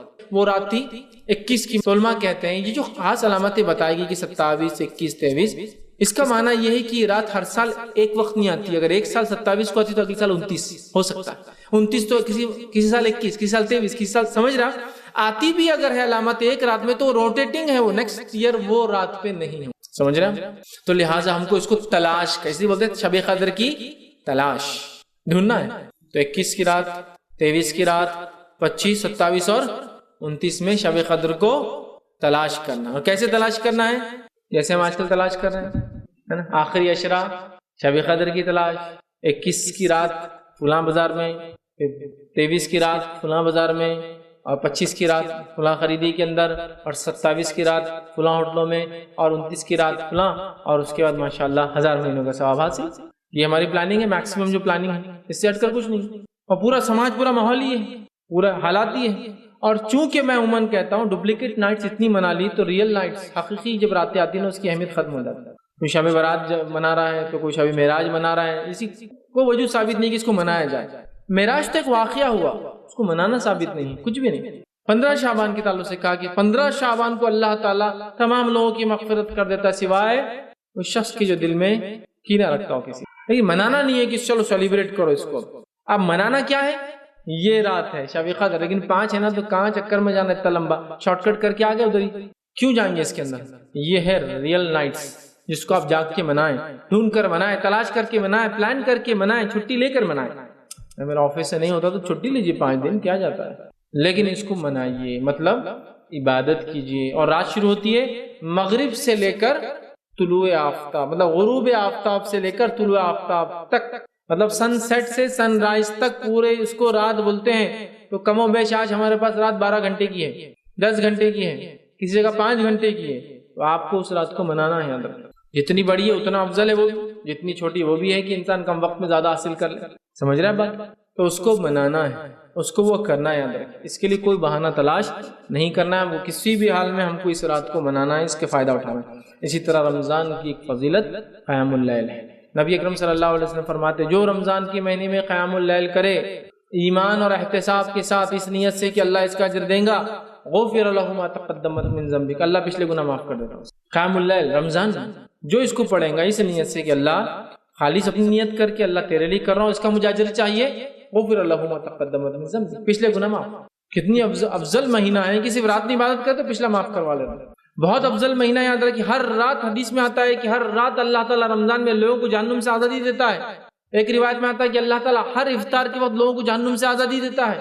آپ بولیں گے جہنم میں کوئی گیا نہیں، ہاں گیا نہیں، لیکن وہ لوگ جو جہنم میں اعمال کر رہے تھے اس مہینے میں اچھے عمل کر کے اپنے لیے مغفرت لکھوا لیتے ہیں۔ سمجھ رہے آپ؟ یہ معنی ہے اس کا، ٹھیک ہے؟ تو قیام اللیل کا اہتمام کریں۔ قیام اللیل وہ رسمی قیام اللیل نہیں، وہ قیام اللیل جو حقیقی ہو، ریئل ہو، جس میں ہم جو ہے رات میں اللہ کو راضی کرنے کے لیے قیام اللیل کریں، ٹھیک ہے؟ اس لیے کہ بات اس لیے کہہ رہا ہوں کہ بہت ساری جگہ قیام اللیل کا اہتمام بہت سارے علاقوں میں ہوتا ہے، جس میں مختلف قسم کے اچھے اچھے کھانے بنائے جاتے ہیں مسجدوں کے اندر، تو لوگ جا کے مسجد میں 1 بجے جا کے کونے میں سو جاتے ہیں، پھر 3-4 بجے جیسی افطار کا سحر کا ٹائم ہوا کہ اٹھ کے وہاں کھانا شروع، یا پھر قیام اللیل میں اس لیے جا رہے ہیں کہ وہاں کھانا بھی مل جاتا اپنے کو۔ یہ سب نہیں، ریئل یہ ہے کہ ہم اللہ کے لیے اور اس نیت سے کہ احتساب کہ اللہ مجھے اس کا اجر دیں گا، اس کا اجر مجھے ملے گا، اس کے پچھلے گناہ معاف ہو جاتے ہیں۔ اسی طرح جو ہے لیلۃ القدر میں قیام، اس کی بھی الگ فضیلت آتی ہے۔ حدیث میں آتا ہے جو لیلۃ القدر میں قیام کرے اس ایمان اور احتساب اس نیت سے کہ اللہ اس کا اجر دے، اس کے بھی پچھلے گناہ معاف ہو جاتے ہیں۔ پورے رمضان میں بھی ہو رہے ہیں، لیلۃ القدر میں بھی ہوتے ہیں، تو کوشش کریں لیلۃ القدر میں تلاوت قرآن کے ساتھ ساتھ قیام اللیل کا بھی ہم اہتمام کریں۔ اسی طرح رمضان کے مہینے میں اعتکاف یاد رکھیں، یہ بہت اہم عبادت ہے۔ نبی اکرم صلی اللہ علیہ وسلم آخری عشرہ اعتکاف کرتے، جس سال آپ کی وفات ہوئی آپ نے 20 دن 2 عشرہ اعتکاف کیا، تو اعتکاف کا اہتمام کریں۔ اعتکاف مسجد میں ہوتا ہے، اس کی تمام تر تفصیلات میں سمجھتا ہوں میں نے جو ہے اعتکاف اہمیت احکام اور مسائل اس میں بہرحال رکھیے، تو ہم کوشش کریں اعتکاف کریں، اور اعتکاف صرف مسجد میں ہوتا ہے، چاہے مردوں کا ہو چاہے عورتوں کا ہو، یاد رکھیں، ٹھیک ہے؟ اعتکاف مسجد میں ہوتا ہے، تو اعتکاف کا اہتمام کریں۔ اسی طرح جو ہے تقوی اختیار کریں، چونکہ اس مہینے کا مقصد یہی ہے تقوی اختیار کرنا، ٹریننگ حاصل کر کے اپنی زندگی کو چینج کرنا، تقوی اختیار کریں۔ اس مہینے میں کثرت سے دعائیں کریں، چونکہ مغرب کے وقت مطلب افطار کے وقت بھی مغفرت ہو رہی ہے، ہر رات مغفرت ہو رہی ہے، تو خوب دعائیں کریں۔ اور یاد رکھیے رات میں اللہ تعالیٰ کا پہلے آسمان پہ آنا اور دعاؤں کو سننا یہ رمضان کے لیے خاص نہیں ہے، یہ سال بھر چلتے رہتا ہے۔ صحیح مسلم کی روایت ہے ہر رات اللہ تعالیٰ رات کے آخری پہر، تیسرے پہر، رات کا جو آخری حصہ ہوتا ہے اس میں انسانی دنیا پہ نازل ہوتا ہے، اور ایک ندا آواز لگائی جاتی ہے کوئی مغفرت چاہنے والا میں دینے بیٹھا، ہے کوئی مانگنے والا میں دینے بیٹھا۔ اسی لیے نبی اکرم صلی اللہ علیہ وسلم رات کے آخری پہر میں نماز پڑھتے تھے، تہجد کی خاص طور سے۔ ویسے تو آپ نے عشاء کی بات بھی پڑھی، بیچ رات میں پڑھی، اور آخری وقت میں زیادہ پڑھتے تھے، لیکن چونکہ اس وقت اللہ تعالیٰ آسمانی دنیا پہ ہوتا ہے اور آواز لگائی جاتی ہے کوئی مانگنے والا۔ بلکہ ایک روایت کے اندر جو حسن درجے کی روایت ہے جامع جو ہے ترمذی کی، اس میں تو یہ بھی ہے جو شخص رات میں اٹھ کر رات میں تہجد پڑھتا ہے اس کا ایک فائدہ ہے کہ اللہ تعالیٰ اس کی جسمانی بیماریوں کو بھی اس سے دور کر دیتا ہے، دوسرے فوائد کے ساتھ ساتھ کہ اللہ نزدیک ہوتا ہے، دعائیں سنی جاتی ہیں۔ دعا کثرت سے دعائیں کریں، کثرت سے دعائیں، سجدے میں دعا، نماز کا سجدہ ہی مراد، نفلی نمازیں پڑھیں سجدوں میں دعائیں کریں، کثرت سے دعا قاعدوں کے اندر کریں جو ثابت ہے، اور دیگر دعائیں جو مختلف ارکان میں نبی اکرم صلی اللہ علیہ وسلم نماز میں کی۔ اس کے علاوہ عورتیں ہیں بھائی ٹھیک ہے، یہ تو ساری چیزیں عبادت کی، اس کے علاوہ جو ہے دعاؤں کے لیے کوئی پاکی اور ناپاکی کا بھی مسئلہ نہیں، دعا کے لیے کوئی نہیں کہ آپ کوئی مخصوص وقت نہیں ہے، کوئی پاکی اور ناپاکی نہیں، ہر حال میں دعا کر سکتے، دعاؤں کا اہتمام کریں۔ دعا خود اپنے آپ میں ایک عبادت ہے، دعا عبادت، ٹھیک ہے؟ تو دعاؤں کا کثرت سے اہتمام کریں اپنے لیے اور دوسروں کے لیے، اور اپنے میت کے لیے جو مر چکے ہیں۔ بہت اچھا موقع ہے، ویسے تو کبھی بھی کر سکتے ہیں لیکن یہ خاص موقع ہے، اور حدیث کے اندر الفاظ ہیں میت انتظار کرتی ہے قبر کے اندر، یہ کوئی اس کے لیے دعا کرے۔ اسی طرح جس طرح سے ڈوبنے والا تنکے کا سہارا لیتا ہے، میت قبر میں انتظار کرتی ہے اس کے زندہ لوگوں کے دعا کرنے کے لیے کہ کوئی دعا کرے میرے، جیسا ڈوبتا ہوا انسان کا تنکے کو پکڑتا ویسے ہی انتظار کرتی ہو کہ کوئی دعا بھیجے، ان کی مغفرت کی دعا کیجیے. اپنے لیے کیجیے، دوسروں کے لیے کیجیے. اپنے لیے دعا کرو گے اس کے فائدے، دوسروں کے لیے دعا کرو گے اس کے بھی فائدے ہیں. نبی اکرم صلی اللہ علیہ وسلم فرماتے ہیں جب کوئی بندہ مومن دوسرے مومن بندے کے لیے غائبانہ دعا کرتا ہے، وہ سامنے نہیں ہے اور اس کو بولتا بھی نہیں ہے کہ تمہارے لیے کیا، تو وہی دعا پر اس کے لیے فرشتے آمین بولتے ہیں. تو میں اس کو اپنی زبان میں بولتا ہوں، دعا کرو اور اپنے لیے دعا کرواؤ آٹومیٹک. میں کہوں اللہ میرا بھائی بڑا پریشان حال ہے، اس کے مصیبت کو دور کر. تو فرشتے کیا دعا کرتے ہیں؟ اللہ اس کی مصیبت کو اس سے دور کر. اے اللہ ان کی بچیوں کے بڑے مسائل ہیں، ان کے لیے آسانی عطا فرما. فرشتے دعا کرتے ہیں اللہ اس کی بچیوں کے لیے، اس کے لیے آسانی عطا فرما. اے اللہ ان کی تجارت میں جو ہے کمی آ گئی، اللہ اس میں برکت عطا فرما. فرشتے دعا کرتے ہیں اللہ اس کی تجارت میں برکت عطا. دعا کرو اور دعا اپنے لیے کرواؤ. کتنا اچھا اصول ہے نا. اور غائبانہ دعا بول کر بھی دعا کی جا سکتی ہے، نہیں غائبانہ کرنے کی فضیلت ہے. یہ حدیث میں آتا ہے کچھ دعائیں جو رد نہیں، اس میں سے ایک دعا ہے کہ مومن بندے کا دوسرے مومن کے لیے غائبانہ دعا کرنا، بغیر بولے چپ کے اس کے لیے دعا کرنا. یہ بھی ہوتا ہے. ایسا اہتمام کر لیا آپ دعاؤں کا، اسی کو نکاح نہیں. ہم لوگ دعاؤں میں بڑے کوتا نظر آتے ہیں نا. دعاؤں کا اہتمام ہر جگہ ہر جگہ ہر جگہ، اس حد تک کہ کبھی کوئی ایمبولینس کی آواز بھی آپ سنیں تو ضرور دعا کر لیں.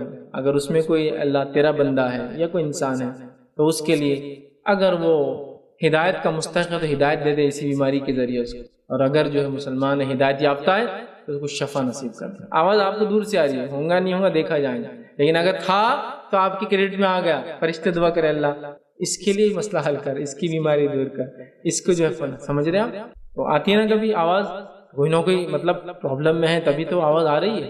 کسی کو ہسپتال لے جایا جا رہا ہے نا، ہاسپٹل، تو آپ دعا کر سکتے ہیں. دعا دعا دعا ہر بار دعا ہے نا. دواخانے سے گزر رہے کوئی دعا اللہ اتنے لوگ بیمار ہیں سب کو شفا دے بیچاروں. ہدایت کی جو مستحق ان کو ہدایت دے، جن کو شفا اور رحم کی ضرورت ہے ان کو شفا دے، اور جن کے لیے جو چیز بہتر ہے اس طرف ان کو گامزن کر، چاہے تو شفا یا چاہے تو موت، جو بہتر ہے. آپ نے محسوس بھی نہیں کیا لیکن کتنے ہزاروں لوگوں کے لیے آپ دعا کرتے ہوئے چلے گئے وہاں سے. دعا کے لیے کوئی گھڑی، کوئی وقت، کوئی چیز، کسی کا ہونا کچھ بھی نہیں ہے. تو ایک معمول بنا لیجیے. کسی کو بھی دیکھا آپ نے دعا کر دیجیے. غائبانہ دعا بولیے مت میں نے دعا کیا، بول سکتے آپ، کبھی یہ بھی محبت میں اضافے کی وجہ بنتی ہے، لیکن غائبانہ زیادہ افضل ہے، زیادہ افضل. ٹھیک ہے. تو رمضان کے مہینے کو خوب دعاؤں کا اہتمام کیجیے. اسی طرح جو ہے رمضان کے مہینے میں جو اعمال کرنا ہے اس میں سے ایک عمل یہ بھی ہے کہ جو ہے ہمیں اس مہینے کو اپنے لیے مغفرت کا مہینہ بنانا یاد رکھیں. اس لیے کہ اس مہینے میں یہ صلاحیت اللہ تعالیٰ نے دی ہے کہ یہ مہینہ میرے اور آپ کے لیے کس کا مہینہ بن سکتا ہے؟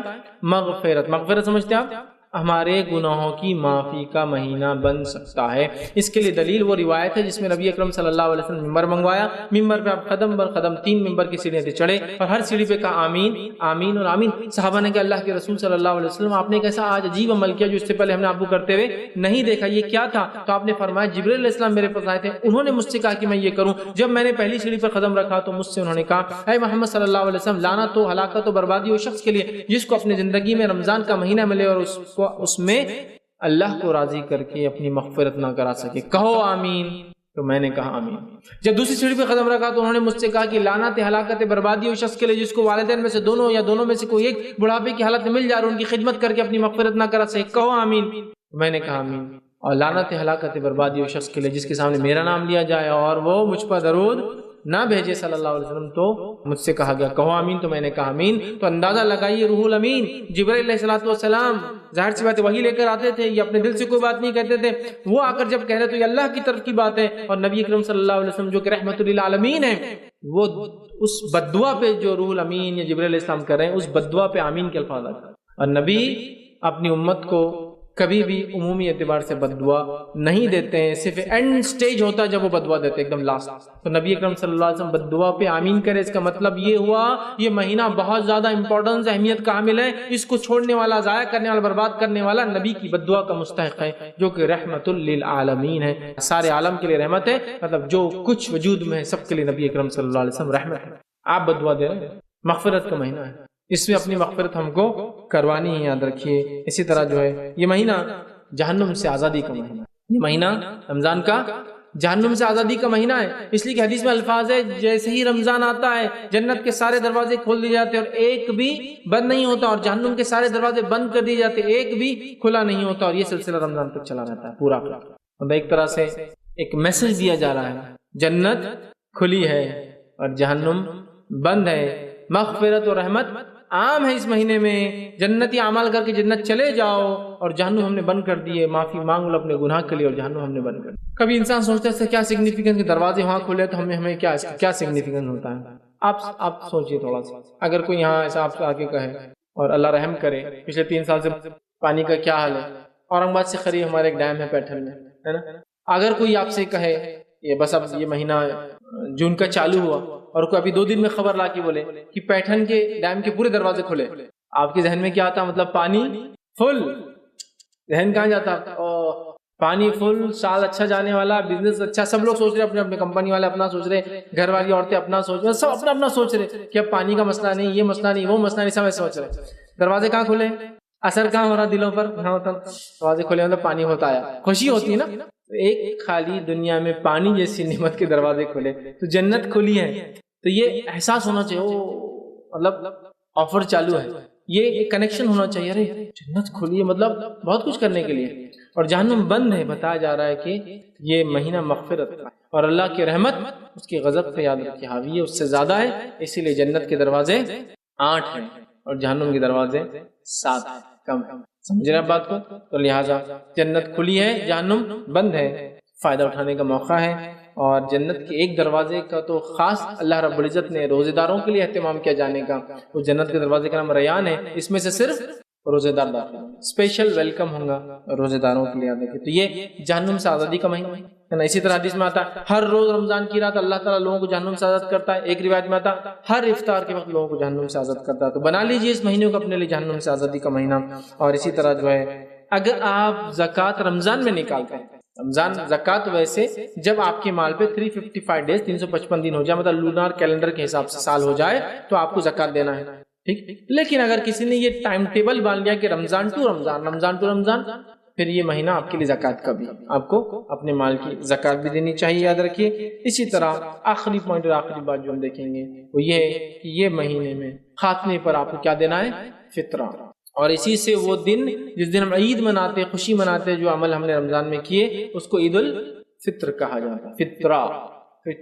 فطرہ یاد رکھیے، یہ 2.5 کلو کے برابر اناج، 2.5 سے 2.25 کلو، یاد رکھیے فقہا کا اس میں اختلاف ہے، 2.5 کلو، 2 کلو 600 گرام، 2 کلو 700 گرام، 2 کلو 750 گرام، 3 کلو تک آتا ہے۔ بہرحال جو بھی ہے، میں سمجھتا ہوں اضافہ کرنے میں اللہ پکڑ نہیں کرے گا، کمی میں پکڑ ہو سکتی ہے۔ تو لیٹ اٹ بی 2.5 کلو سے ایکسس میں آپ جو ہے ہر فرد کی طرف سے غذائیات کھانے کی چیز جس سے انسان پیٹ بھرتا ہے، ایسی غذا جیسے پیٹ بھرتا ہے، جیسے کہ گیہوں، لیکن گیہوں کو مت چپک جائیے، ہاں بس فطرہ بولے کہ گیہوں یاد آتے، اور وہ بھی سڑے ہوئے، جو کہ ویسے آدھا آٹا بنا ہوا رہتا ہے اور آدھے گیہوں رہتے ہیں اس کے اندر، وہ کیڑے نکال دیتے ہیں، پسا ہوا آٹا وہ آتے ہیں، سوچ نہیں مطلب فطرے کے گیہوں بازو رکھے الگ سے، اس میں بکری منہ ڈال رہی، اس میں کوا بیٹھا ہوا اس کے اوپر، وہ فطرے کے، اور باقی اپنے خریدنے والے گیہوں اندر سے لا کے دیتا ہوں۔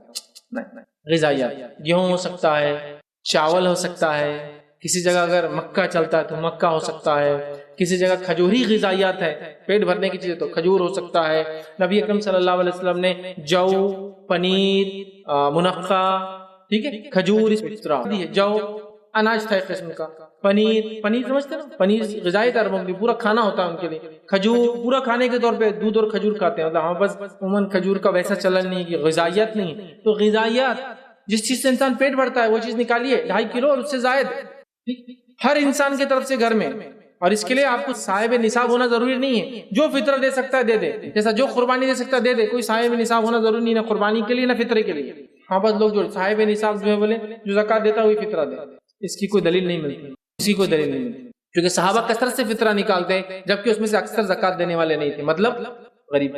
صحابہ اکثر قربانیاں کرتے جبکہ اس میں سے اکثر زکوٰۃ نہیں تھے، اس لیے کہ صاحب نصاب نہیں تھے شروعاتی دور میں، بعد کے دور میں تو اللہ نے نوازا، سمجھے آپ بات؟ تو لہٰذا دینا ہے، نکالنا ہے 2.5 کلو غذائیات، اور وہ جو آپ خود کھاتے ہو، اسپیشل نہیں نکالنا ہے، جو ہلکا نکالتے ہیں نا اسپیشل رہتا ہو، نہیں۔ اچھا یہ غذائیات میں اب کچھ لوگ نیا کرتے ہیں فطرے کی ساڑیاں، فطرے کی ساڑی ہوتی ہی نہیں، فطرے کا کپڑا نہیں ہوتا ہے، فطرے کا صرف اناج ہوتا ہے، کھانے کی چیز میں دے سکتے ہیں آپ، کیش بھی نہیں سکتے آپ فطرہ، کیش بھی نہیں یاد رکھیں۔ اور فطرے کی خاص حکمت جو علماء لکھتے ہیں وہ یہ ہے، عید کے دن لوگ کھائے اور یہ بھوکے نہ رہے، مانگے نہ، مطلب سماج جب عید منا رہا ہے تو سارے لوگ کھائے اور پیے، کوئی بھوکا نہ رہے، یہ مقصد ہے اس فطرے کا۔ تو فطرہ کب دینا ہے؟ عید کا چاند دکھنے کے بعد جمع کرنے کی نیت سے کچھ دن پہلے سے اس کو جمع کلیکشن کیا جا سکتا ہے، لیکن ڈسٹریبیوشن چاند دکھنے کے بعد ہوگا اور عید کی نماز سے پہلے ہوگا۔ چاند دکھنے کے بعد سے عید کلیکشن ہو سکتا ہے ایڈوانس، لیکن ڈسٹریبیوشن چاند دکھنے کے بعد سے عید کی نماز سے پہلے تک ہوگا۔ اور جس نے عید کی نماز تک نہیں ادا کی اور نماز پڑھ لی، اس کا فطرہ ضائع ہو گیا، اب صدقے میں چینج ہو گیا، اس کا ثواب نہ بنے۔ اور فطرے کا اجر کیا ہے؟ آپ صلی اللہ علیہ وسلم فرماتے ہیں رمضان کے روزوں میں جو خطائیں، لرزشیں، غلطیاں، کوتاہیاں ہوئی ہے، یہ فطرہ ان سب کو ختم کر دیتا ہے، مٹا دیتا ہے۔ سمجھے آپ؟ فطرے کا فطرہ، اپنے آپ کو بینیفٹ کا بینیفٹ، قوم کو، انسانیت کو فائدہ اور اپنے آپ کو فائدہ، فطرہ دینا ہے ہر انسان کو اپنے طرف سے، ہر فرد میں۔ غلام بھی ہو آپ کے پاس تو غلام میرا سسٹم نہیں، لیکن بتا رہا ہوں زندہ اور غلام سب کے لیے، بچوں کے لیے بھی ایون کوئی عمر نہیں اس کی، بچوں کے لیے، سمجھا؟ سب کے طرف سے 2.5 کلو جو ہے اناج آپ کو دینا ہے، وہ اناج دی جو آپ کھاتے ہیں۔ نبی اکرم صلی اللہ علیہ وسلم نے جو ہے بالکل روایت میں آتا ہے منقع، پنیر، منقع سمجھتے نا؟ انگور جو سکے ہوئے ہوتے ہیں، ٹھیک، منقع، پنیر اور جو، ٹھیک ہے، ایسی چیزیں دی ہیں غذائیات، تو آپ بھی کوشش کریں دیں، اس کو کیش میں نہ دیں اور ابھی سے مت دے دو۔ بہت سے لوگ بولتے ہیں رمضان کا فطرہ پہلے روزے کو کیا کریں گے، اپن دے دیں گے تاکہ کیا کرے، پھر بولے افطار کریں گے، اس سے سحر کریں گے۔ ارے فطرہ وہ عید الفطر کے لیے ہے، رمضان افطار کے لیے الگ دیجیے آپ۔ ہر چیز ایک میں ایڈجسٹ کرنا ہے آپ کو، دنیا کا تو ہر کام الگ الگ ہونا، لیکن دین کا رہا تو پورا ایک ساتھ ہو سکتا ہے کہ بولے صدقہ بھی ہو جائے، فطرہ بھی ہو جائے، زکوٰۃ بھی اس میں ہو جائے، سارے اجر ڈال دو اس کے اندر۔ دنیا کا ہر کام الگ چاہیے، دنیا کا ہر کام الگ چاہیے، لیکن دین کا بولے سب ایک ساتھ ہوگا تو بہت خوشی کی بات ہے۔ نہیں تو آپ کو اگر کسی کو افطار کروانا ہے کروائیے، سحر کروانا کروائیے، فطرے میں نہیں ہوتی، لیکن فطرہ دینا ہے عید کے لیے، عید الفطر اسی لیے کہا جاتا ہے، اور اس کو دینا ہے جمع کلیکشن تھوڑے دن پہلے سے ہو سکتا ہے، ڈسٹریبیوشن لیکن عید کا چاند دکھنے کے بعد سے لے کر عید کی نماز سے پہلے تک ہوں گا۔ تو یہ چند باتیں تھیں، میں نے تقریباً 15 سے 16 پوائنٹس نکات آپ کے سامنے رکھے رمضان کے تعلق سے، اس کی اہمیت کے تعلق سے، اس روزوں کے تعلق سے، اس کی فضیلت اور تمام اعمال جو اس مہینے میں خاص طور سے ہم کر سکتے ہیں، اور یہ بڑا اہم مہینہ ہے۔ صحیح بخاری اور دیگر کتابوں میں روایتیں، نبی اکرم صلی اللہ علیہ وسلم فرماتے جو شخص اللہ کے لیے ایک دن کا خالص روزہ رکھتا ہے تو اللہ تعالیٰ اس کو جہنم سے 70 سال کی اللہ مسافت کے برابر فاصلہ جہنم میں اور سے بیچ میں ڈال دیتا ہے، ایک خندق کھائی ڈال دیتا ہے، اتنی بڑی ڈسٹنس پیدا کر دیتا ہے۔ کتنی بڑی فضیلت ہے نا کہ جہنم سے ہم اتنے دور ہو جا رہے ہیں صرف ایک روزے کا وجہ سے۔ پورا مہینہ ہے تو اس مہینے کو ہم غنیمت جانیں اور اس مہینے کو اپنے لیے مغفرت کا مہینہ بنا لیں، اور یہ کرنے والے کے لیے آسان ہے، اور اللہ تعالیٰ جس کو توفیق دے دے، انسان پھر کوشش کرے، پھر اللہ کی توفیق ہو جائے تو یہ آسان ہے۔ ورنہ اگر ہم سوچ بیٹھے کہ نہیں ہوں گا بھائی، یہ مہینہ تو اب سیمسٹر آ رہے اپنے تو اس کی تیاری اب نہیں ہو سکتا، تو پھر کچھ نہیں ہو سکتا۔ یہ مہینہ تو ایک مہینہ بزنس ہوتا، پھر سال بھر کہاں ہوتا اپنا، تو پھر کچھ نہیں ہو سکتا۔ عزم کر لے کہ اس مہینے کو اپنے لیے انشاءاللہ جس ہم کو مغفرت کو بنانا ہے، گھر صاف ہو نہ ہو، پردے بدلے جائے نہ بدلے جائے، عید کے دن میٹھا گھر میں ہو یا نہ ہو، نئے کپڑے ہم پہنے یا نہ پہنے، لیکن اللہ کے پاس یہ ضرور ہم درج کروا دیں کہ یہ مہینہ اس بندے نے اپنے لیے مغفرت کا کر لیا، اپنے اعمال گناہوں کی صفائی کا کر لیا تھا، اپنے اعمال کی تبدیل کا اس نے مہینہ کر لیا تھا۔ مطلب گھر تو نہیں تبدیل ہوا، لیکن دل کی دنیا اس نے چینج کر لی، اعمال اس کے ظاہری تبدیل ہو گئے، یہ ضرور نظر آیا تھا۔ اگر ایسا ہوا تو ہم یقیناً کامیاب ہو گئے، اور اگر پھر وہی رسمی چلتا رہا جو کئی سالوں سے چل رہا ہے، اب آنکھ کھول کے انسان، مجھے 36 سال ہو گئے، وہی رسمی سب چیزیں دیکھی جا رہی ہے، وہی سب ہو رہا ہے، وہی دنیا چل رہی ہے، ہر رمضان آ رہا وہی تیاریاں، وہی کپڑے، وہی بازار، وہی سب میٹھے اور وہی سب چیزیں، یہ رسمی ہو گیا، کسٹمری، یہ ایک ہم نے ایک رسم بنا دی، اس میں کوئی جس کو کہیں گے روحانی جذبات نظر نہیں آ رہے۔ مسلمان علاقوں میں دیکھیے اب رمضان آ رہے ہیں تو سب سے پہلے کیا تیاریاں ہو رہی ہیں، راستوں پہ تندور لگ رہے ہیں، یہ پہلی تیاری جو آپ سگنیفیکنٹلی دیں، ہاں رمضان آ گئی، کیا تندور لگ گیا ہو، ارے رمضان آ گیا، سمجھ آپ، یہی سب سے سگنیفیکنٹ علامت۔ بازار بڑے ہو گئے، ایکسٹینشن ہو گئے، یہی سب سے بڑی علامت ہے کس چیز کی، رمضان کی، یہ علامت ہے۔ رمضان کی علامت پتہ چلتا ہے کہ مسلمان تقوی اختیار کرتے ہیں، مسلمان صدقات اور خیرات کے لیے ریڈی ہے، مسلمان جو ہے اب جو عبادتیں کریں گے، مسلمان اب اس مہینے میں زیادہ عبادت کے لیے جائیں گے، تو ظاہر سے دکانیں ان کی کم کھلیں گے۔ میں یہ نہیں کہہ رہا ہوں تجارت حرام ہے، آپ شفٹ میں بھی چلا سکتے ہیں، لیکن بولنے کا مقصد یہ ہے سب کچھ اسی کے لیے اور آخرت کے لیے کیا، تو رمضان رسمی نہیں ہمارے لیے ریئل چینجز لے کر آئے، ہم لوگ اپنے آپ کو حقیقی معنی میں تبدیل کریں، اور رمضان کے صرف رسمی فائدے نہیں، ریئل بینیفٹس، حقیقی فائدے اٹھائے، تو انشاءاللہ عزیز یہ مہینہ ہمارے لیے مغفرت کا ہوگا، اور آنے والے رمضان تک وہ چینج نظر آئیں گے۔ پھر ایک انسان اپڈیٹ ہوا یہ رمضان، اگلے رمضان اور اپڈیٹ، اگلے رمضان اور ایک نکھرتا ہوا مومن نظر آئے ہر رمضان. یہ معصیت، یہ گناہ تھے، یہ رمضان چھٹ گئے، اگلے رمضان اور ایک فریش انسان نظر آ رہا، یہ گناہ کم ہو گئے، عبادتوں میں یہ اضافہ اس نے کر لیا، نیکیوں میں اضافہ کر لیا، خرچ میں اس کا یہ ہو گیا، معاملات دیکھو تبدیل ہو گئے، زبان گالی دیتا تب نہیں دیتا بعد رمضان، دیکھو کتنی چینج نظر آئے.